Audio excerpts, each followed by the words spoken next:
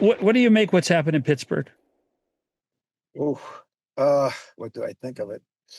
Well, at the end, it was difficult to start moving guys at the end. Right. So, I mean, Sid is Sid. Sid always going to be there no matter what. I think that Malkin hurting his knees. I think he's lost a little speed, and Chris is getting older too. But, you're 37, 30 years old. The season that Sid had last year, again, was unbelievable. The always lots of talk about Sid wanting to leave. Do you ever see him leaving? No. I see. He's a purist. Yeah.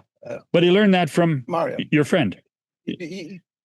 It's something to be playing 6, 17, 18 years in the same team. That's just that along. I think it leaves you a legacy of you played all career in the same place. So, I mean, everything Sid ever did was this was awesome. It was great to watch him play every night.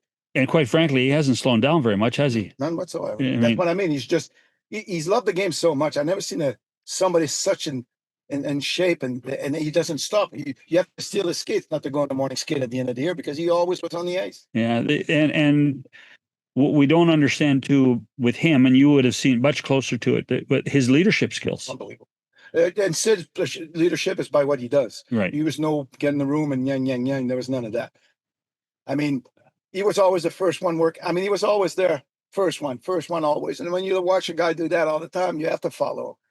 So in your career, as we talked about Rangers, Pittsburgh, Hartford, Montreal, do you have a favorite spot? Is there something, and I know that's hard to do. Kid from North Quebec just wanted to play one game, so it didn't matter where it was. That's one game, and then the next game. Then we're going to end up playing 15 years. We're dreaming just the one game. Yeah. How many kids get that accomplished? No, the other thing was the amount of guys, quality players that came through Hartford. Oh, great, a lot of great. It was just, and coaches too. I mean, culture at the time was like. And why was that? I guess when you lose so much, it's just become like almost part of it. The culture has to change. They always talk about change the culture. Right. The culture changed for us. That's it. Pittsburgh, following Mario and Jagger. So you have to have some. I mean, you got to get a piece like we got with Sid and Malkin and Fleury and Letang. I mean, you wind up with those 4 guys in a row. It's pretty solid. Yeah. I know what Pittsburgh. I mean, there was a time when that whole Pittsburgh franchise was, let's face it, financially in trouble. When I left in '78. They had no money to pay the bonuses and stuff, so I had to decide to move. I had no trade contract, no minor, but they couldn't pay us, so I went to Montreal. But it took forever.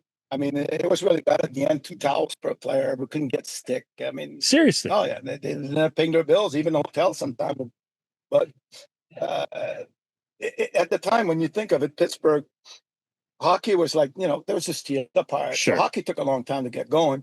And then when Mario came in, the whole thing changed. And then when you start winning Stanley Cup, then it becomes what it is. Yeah. And now if you talk about the greatest athletes ever to play in Pittsburgh, he's one of the 4. Oh, plus the off ice that the Sundays did with his chair, his foundation, $25 million giving money everywhere for blood tests for cancer for kids. I mean, Austin's got Austin Playroom everywhere. Right. So along just for that with Mario, forget about the hockey part. What he's accomplished off the ice is just tremendous. So away from the golf course, what are you doing these days? Walk the dogs. That's the best thing I do. That's great. Thank you for the time, Pierre. John, it's always my pleasure. Great to see you. Pierre Larouche on 100% Hockey.